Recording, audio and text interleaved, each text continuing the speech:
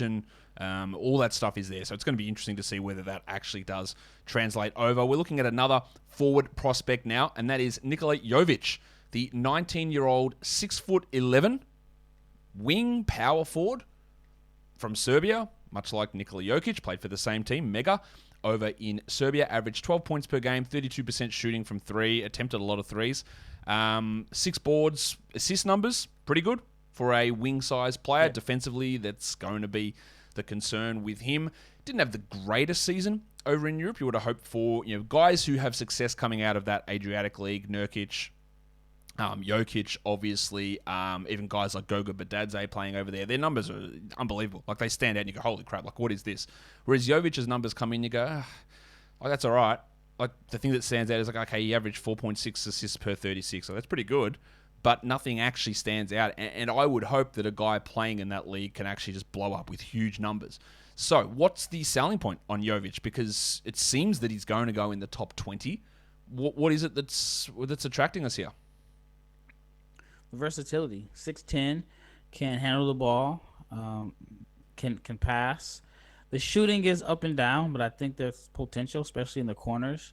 And so I think that's the intrigue of a 6'11" ball handler that can make plays for others, and the versatility. So you have him on your team. You can run 4-5 pick and rolls, 4-3 pick and rolls, and I think a creative coach can really unlock his skill set and create some mismatches. My biggest concern with him is, let's say he goes to a team, or let's say he goes into a situation similar to Denny Avdia, where Avdia didn't really get an opportunity to play with the ball in his hands, and he was, I think his rookie year, it was Westbrook and Bill. So, when you have those two guys on your team, you're not getting touches, and you have to stand in the corner.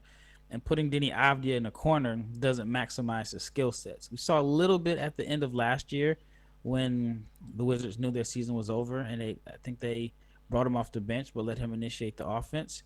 And so I said all that to say this. I think with Jovic, my biggest fear is that he goes to a team where they already have too many other ball handlers, and they just kind of stick him in the corner. And if you stick him in the corner, you're not going to maximize his gifts.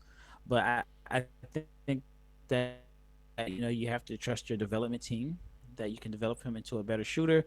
You get a creative coach, and then you have a versatile weapon that can, just create mismatches all over the floor. Who do you like in terms of that bigger wing group?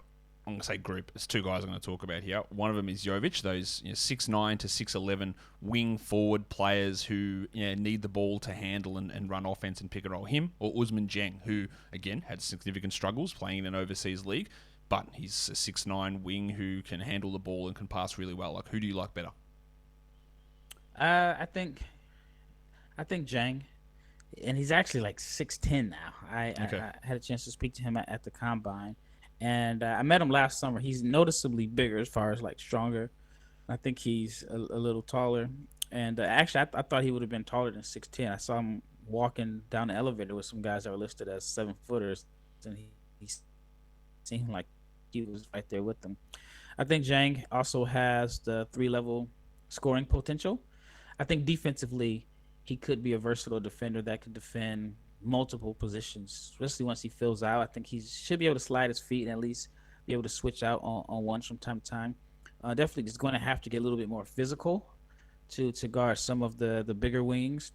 And I understand, like, Jang's struggles were, those were some of the worst stats I've ever seen. Like, the first half of the season, it was like, 4 points, 20% from the floor, 17% from three. But I didn't really put it into context that he was an 18-year-old kid that was in Australia by himself due to the strict COVID restrictions.